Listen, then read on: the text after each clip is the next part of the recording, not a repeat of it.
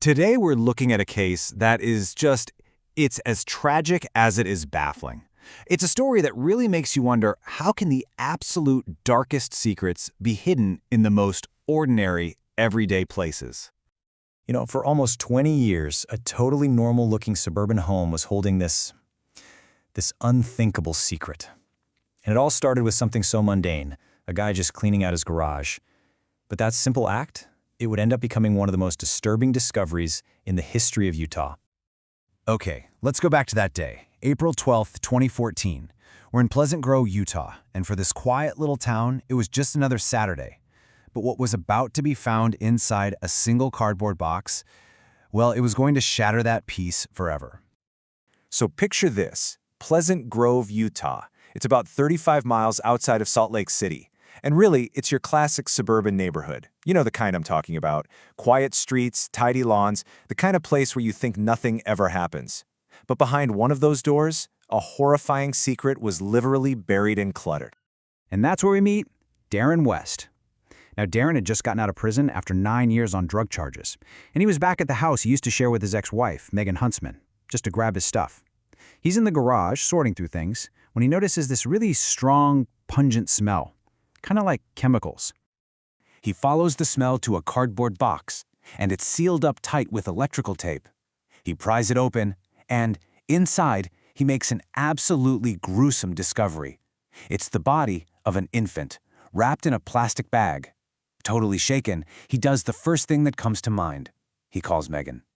And when he gets her on the phone, she admits it. Yeah, the baby was hers. But she tells him it was a stillborn, that it was born dead, and she just panicked. She says she hid the body because she was scared. I mean, can you imagine? It's a shocking enough confession on its own, but believe me, this was just the very beginning. Darren, completely stunned, did the right thing. He called the police. So, when the police show up, they cordon off the house. At first, they're probably thinking this is a deeply tragic, but, isolated incident. They had no idea that this was about to become a crime scene of almost unimaginable horror. So when the first officers get there, this is what they think they're dealing with. One infant, a single, heartbreaking discovery in a box. A terrible but contained tragedy. But then, they started searching the rest of that cluttered garage.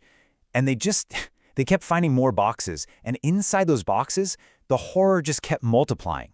It wasn't one body, it was 7. Just think about that scene for a second. These tiny little bodies, each one wrapped up in a towel or a shirt or a plastic bag, and then just hidden away in different cardboard boxes. The medical examiner later figured out it was 5 girls and 2 boys. The scene was so deeply disturbing that the investigators themselves called it emotionally draining. I mean, these are seasoned cops, and even they were just reeling from it. And this quote from one of the detectives on the scene really says it all. It just perfectly captures the kind of profound trauma this discovery caused. This wasn't just another day on the job, it was a crime scene that would haunt everyone involved for the rest of their lives. Okay, so with Megan Huntsman now in custody, the whole devastating story finally starts to come out. A secret that she had managed to keep buried for nearly 20 years. And look, this wasn't some one-time, horrible, impulsive act. No, this was a pattern, a horrific pattern that stretched over a full decade. The first murder was way back in 1996. The last one was in 2006. For 10 solid years, Megan Huntsman was giving birth in secret, and in 6 of those cases, she killed them. The autopsy results were just chilling. Remember how she first claimed the baby was a stillborn? Well, it turns out one of them was, but the other 6, no. They were born alive, and then she killed them, either by suffocating or strangling them, just moments after they were born. So, of course, the big question on everyone's mind is, why? How could anyone do this? And in her confession, Megan gave her reason. And it's a heartbreaking one. She linked it all directly to her crushing addiction to meth and alcohol. She basically laid out this really chaotic mix of reasons. She said she was just totally consumed by her addiction. She was also battling some severe mental health issues, depression, and she just felt like there was no way she could care for another child, emotionally or financially. It's twisted, but she claimed she thought she was saving them from a terrible life. But at the same time, she also admitted it was all incredibly selfish, that she was just choosing drugs over her own children. So, as this whole thing heads to court, This one central question just hangs over everything. Who is Megan Huntsman? Is she a monster? Or is she something else? And what we start to see are two completely different pictures of this woman. And this is where it gets really complicated. On one hand, you have the prosecution, and they painted a picture of a cold, calculating killer.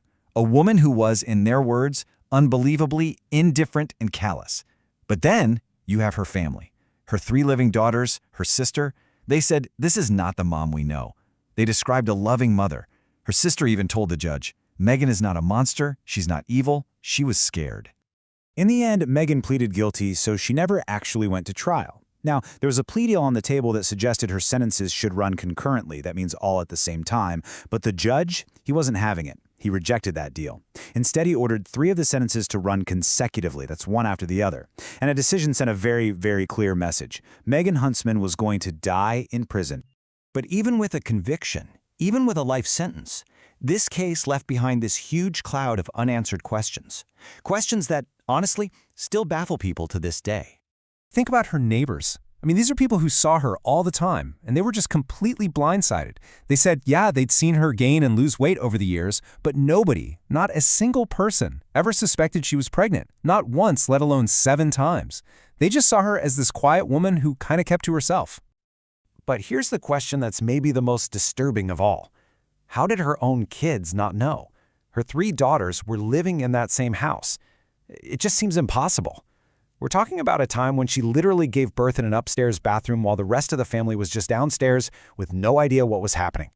And then, of course, there's the father, Darren West. DNA proved he was the father of all 7 of these babies. Now, he told the police he knew about a couple of pregnancies, but that Megan told him she'd had miscarriages. And to be clear, the authorities never found any evidence that he was involved. But still, the question just hangs in the air, doesn't it? How could he have had no idea? And in the end, that's what we're left with. No easy answers. How does someone do this for a decade? How does it go completely unnoticed by everyone, family, friends, neighbors? When a reporter asked the police captain in charge of the whole investigation that exact question, his response was simple and just haunting. It's a quote that really sums up the profound, unsettling mystery at the very heart of this case.